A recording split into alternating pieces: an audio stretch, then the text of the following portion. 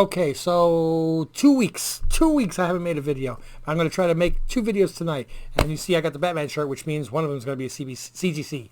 Woohoo. But it's not this one. But still, well, who cares? Let's have some fun.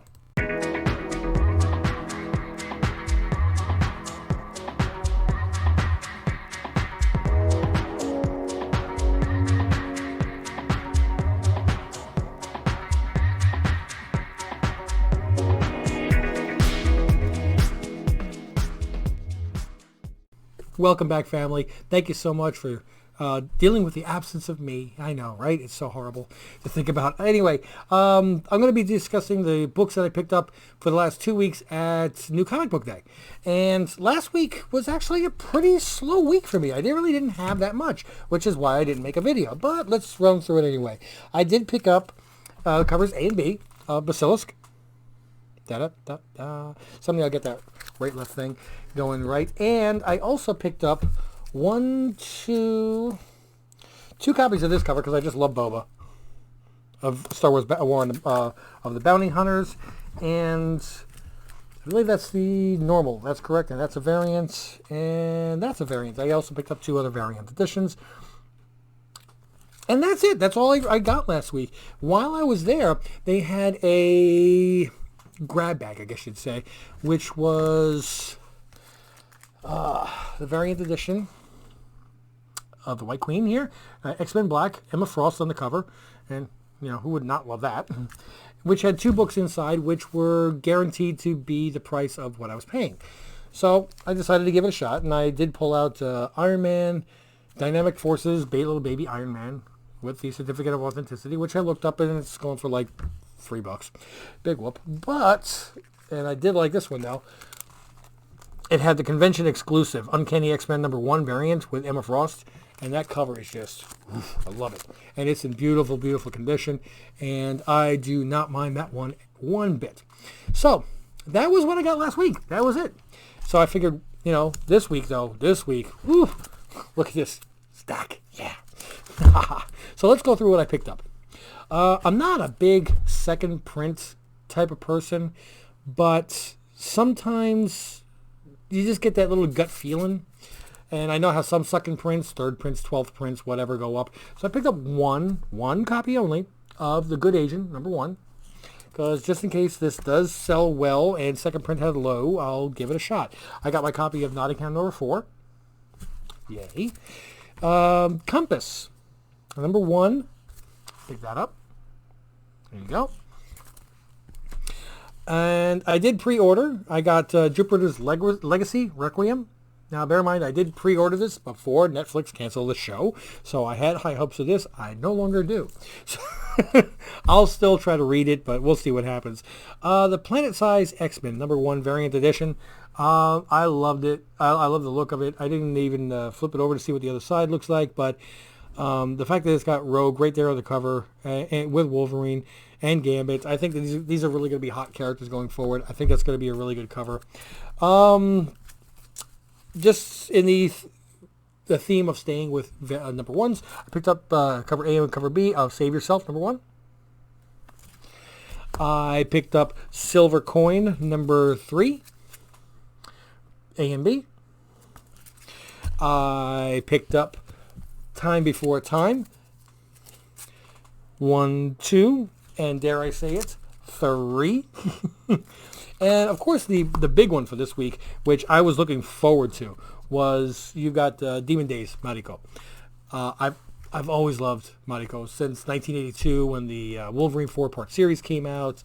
So you've got the variant edition, you've got the Momoko, and thankfully while I was there at Back to Back, which he still hasn't announced his new name yet, he's got to do that soon. He asked me if I wanted to go through the variants that he still had that had not been claimed, and it's already 5 minutes to 6 at night, so I'm going through what everybody else basically passed on, and I couldn't say no to picking up the 1 in 25 on the Demon Days Mariko. You know what? Whether or not these go up in value, it'd be great if they did, but if they don't, so be it. I still love this character, and I wanted to do it. And since I was there, and since I spent so little money the week before, I went through the boxes and pulled out, count them, 1, 2, 3 copies of X-Men number 282, first appearance of Bishop. I do not think that this is the last that we've seen of this character. I think that when the X-Men finally do come into the MCU under Disney, that this will be a character that will be greatly revitalized. There's a good word for you. Now, I do want to talk about one other thing real quick. I watched Loki episode 2 yesterday. And no spoilers here, just a little discussion, okay? If you haven't watched episode 1 yet, there's one tiny little scene where a kid points to a window, okay? Now, if that's right there, that's going to spoil something for you. Turn off now, okay? So, the stained glass window, if you've seen it already, has a devil with horns. And immediately, the first thing I thought it was like, oh, here we go down the Mephisto road again. And by the end of the episode, I'm like, no, it's not. It's not going to be Mephisto. And I think it's going to be, honestly, the same as I said for Scarlet Vision, WandaVision, sorry. And I do not believe anytime soon that they're going to be bringing Mephisto into the MCU. Me personally. And this is not based on any information other than what I think about. And this is because, yes, the United States and Europe are big markets for Disney. They are. But China is a tremendous market. You're talking about over 1 billion people. There are 4 times the amount of people in China that we have in the United States. That's a lot more people buying tickets. They make a ton of money in China. They need China. They've alienated China with Mulan, okay? They need to win China back. Now, China does not just say every movie that Hollywood makes is allowed to go in there. If you've ever been to China and tried surfing the web, it's a completely different internet.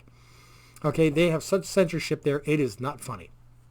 So, what they do, though, is they allow, I believe it's 10 or it's 25, it's a round number of movies that are produced in the United States to be released in China.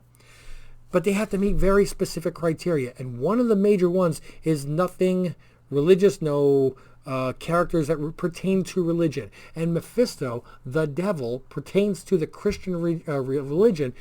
That may be enough to actually get any movie or anything with that character banned in China.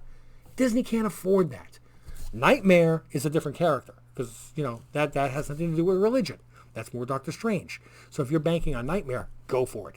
Mephisto, I don't see happening. Okay?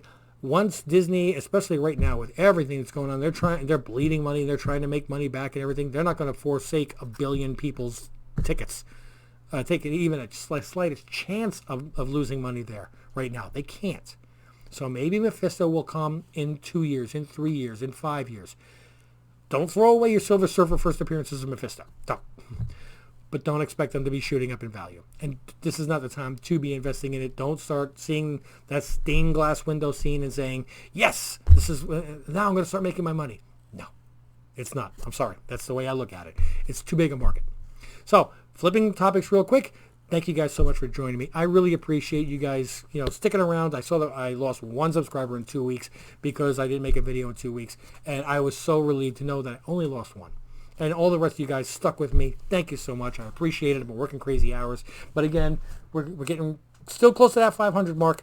And I'm going to be putting that little thing right about here. So you guys can please, like, subscribe, go to this video right here. Make sure you watch the video, you like it, you leave a comment, make it clean, make it non-political. Otherwise, I will delete it because I don't want any controversy. I've had too much already. And thank you so much for joining. And as always, I'm out.